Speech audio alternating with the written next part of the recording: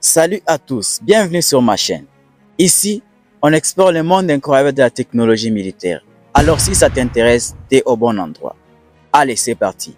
Le char T-90 est bien plus qu'un simple char d'assaut. C'est le symbole d'une longue histoire de développement militaire et d'adaptation face aux défis modernes.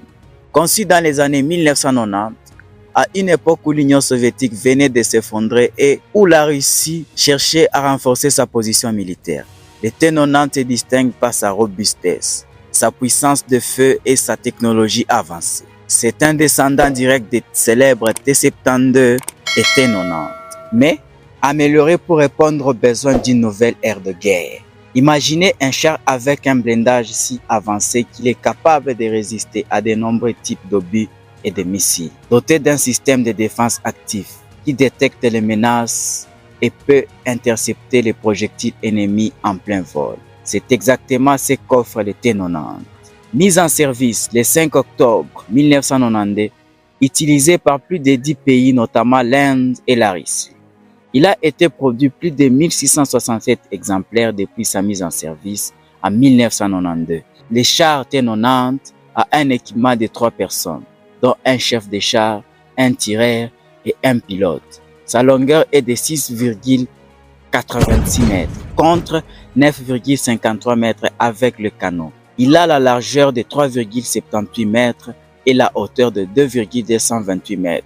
Le char T-90 possède une masse de 46,5 tonnes. Il possède un canon lisse de 125 mm 2A46M-2. Il possède aussi une mitrailleuse lourde NSV de 12,7 mm sur sa tour. T-90 a un moteur V12 diesel V84-1 de 840 chevaux et de 617 kW. Il a une transmission manuelle à 7 rapports. Sa vitesse sur route est de 60 km/h et 4,18 km en marche arrière. Le T-90 a un réservoir de 1200 litres plus 2 bidons supplémentaires de 2000 litres largables. Son autonomie est de 550 km pouvant être portée jusqu'à 700 km avec le bidon largable. Au cœur de ces monstres d'acier, on trouve une pièce d'artillerie de 125 mm capable de tirer des obus classiques, mais aussi des missiles guidés. Le T-90 a été conçu pour dominer les conflits et pour faire face à des adversaires redoutables. De plus, son moteur diesel le rend fiable dans des conditions extrêmes, que ce soit dans les déserts brûlants ou le climat glacé. Utilisé par de nombreux pays, de l'Inde à la Syrie, ces chars a montré maintes reprises sa valeur. En Syrie, il a su écraser des coups redoutables et continuer d'avancer, imposant le respect et le pouvoir que sa réputation n'est pas usurpée. Ses performances sur le terrain en ont fait une référence mondiale en matière de chars de combat.